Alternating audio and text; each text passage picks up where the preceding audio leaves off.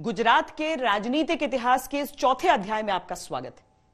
अब तक हमने आपको गुजरात में कांग्रेस की सियासत का अंत दिखाया, बीजेपी की सियासत का आगाज दिखाया, लेकिन आज दिखाएंगे गुजरात की सियासत में नरेंद्र मोदी के नाम का आरंभ।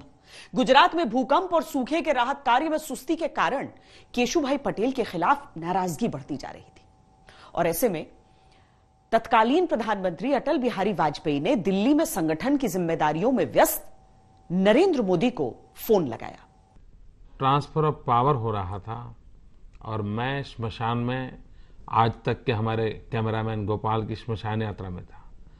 जब ट्रांसफर ऑफ पावर के लिए यहाँ सब चर्चाएं चल रही थी, मैं माधवराव सिंधिया के घर में 24 घंटे खड़ा रहा, क्योंकि आपको पता था कि रंजन मेरा एक अच्छा दोस्त चला गया, मैं उसके सदमे में था। वाजपेयी जी ने कहा, दिल्ली छोड़िए, गुजरात जाइए, आगे जो हुआ वो इतिहास है।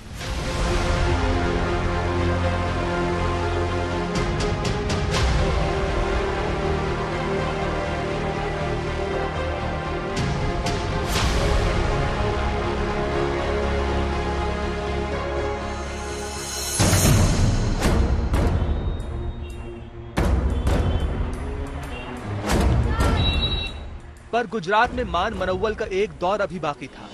केशुभाई पटेल एक बार शंकर सिंह वाघेला के लिए कुर्सी का त्याग कर चुके थे। इस बार वो जिद पर अड़े थे। 5 अक्टूबर 2001 को नरेंद्र मोदी मदन लाल खुराना के साथ गुजरात पहुंचे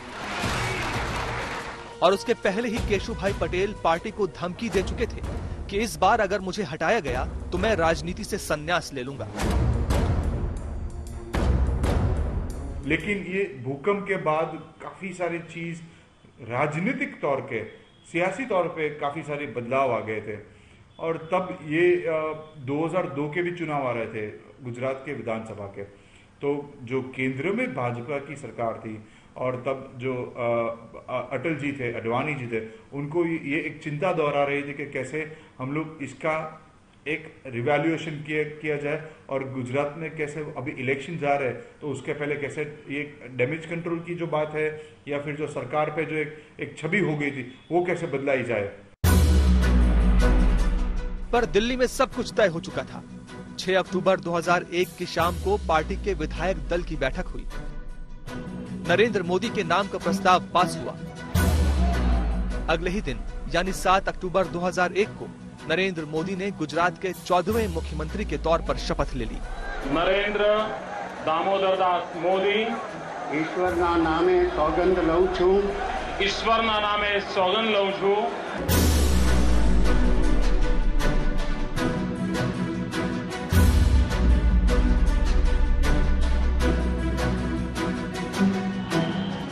इस शपथ के साथ गुजरात में तख्त-ओ-ताज बदल गया। पर एक बात है, लोग कह रहे हैं कि आप भी कांग्रेसी तरीकों से मुख्यमंत्री बन ही गए, क्या सच्चाई है इसमें? कांग्रेस के तरीके क्या हैं और किस अर्थ में है मैं नहीं जानता हूं। लोगों को इकट्ठा करना, भीड़ इकट्ठी करके मुझे शपथ लेना, लाखों रुपए खर्च कर देना। मुझे पार्टी के अध्यक्ष ने कहा है कि मुझे गुजरात जाना और प्रदेश अध्यक्ष और हमारे वहाँ के मुख्यमंत्री से मिलना। मैं गया, उन्होंने वहाँ मुझे बताया कि कल विधायक दल की मीटिंग है, उसमें आप आ जाना। हम विधायक दल की मीटिंग में गए। 5 साल के बाद आपको भेज दिया गया वहाँ हमारे पूर्व मुख्यमंत्री जी ने मेरे नाम का प्रस्ताव किया, सबने सर्वसम्मति इसको स्वीकृति दी। नरेंद्र मोदी एक राज्य के कार्यकर्ता से गुजरात के मुख्यमंत्री बन चुके थे, लेकिन उनके सामने चुनौतियों का पहाड़ था। 26 जनवरी 2001 को आए भूकंप में कच्छ और भुज तबाह हो चुके थे। कच्छ के 450 गांवों का तो नामो निशान ही मिट गया था। अक्टूबर 2001 में नरेंद्र मोदी ने जब गुजरात की कमान संभाली तो भुज और कच्छ में पुनर्वास की कठिन चुनौती थी।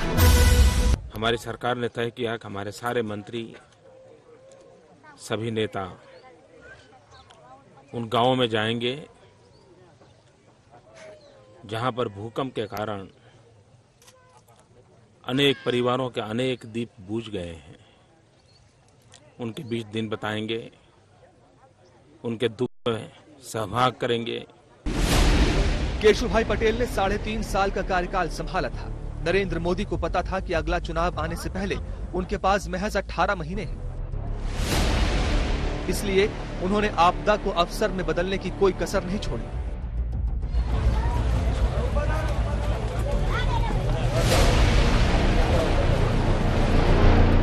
डेढ़ साल के दरमियान अकाल और भूकंप पीड़ित गुजरात की जनता को मरहम लगाने की जिम्मेदारी मोदी ने बखूबी निभाई।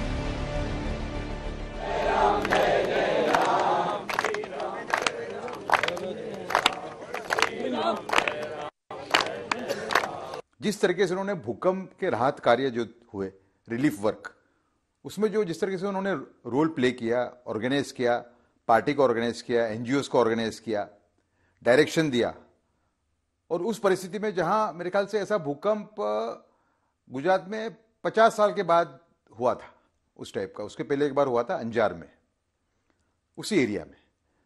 तो अपनी आयोजन शक्ति जो उनकी है, ऑर्गेनाइजिंग पावर, उसका पूरा डेमोन्स्ट्रेशन उन्होंने भूकंप के राहत कार्य का जो काम है उसमें दिया। उन्होंने एक बिस्किट बनाने वाली कंपनी के मालिक को फोन किया और कहा कि आप मुझे बिस्किट भेजिए कच्छ में। बोलिए कितना भेजूं? बोला 5 लाख।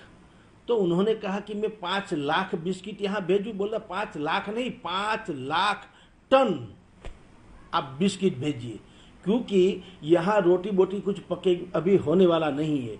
ये जो बिस्किट है उनसे कई बच्चे लोगों की जान बच सकती है। गुजरात में रात को खाते वक्त लोगों को बिजली नहीं मिलती थी। इस दाग को हटाने पर काम शुरू हुआ।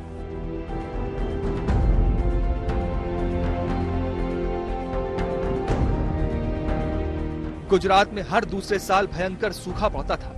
नरेंद्र मोदी ने गुजरात में नदियों को जोड़ने का विजन बताया।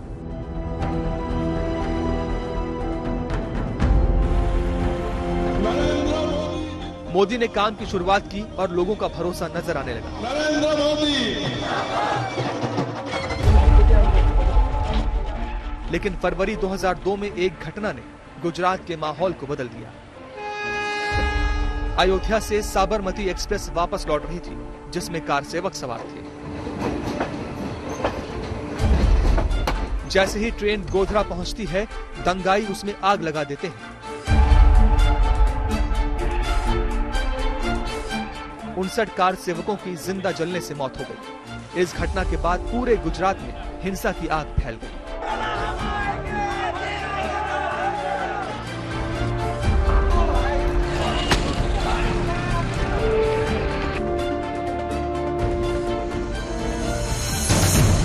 गोधरा में जिस प्रकार की घटना घटी, पूरे देश के अंदर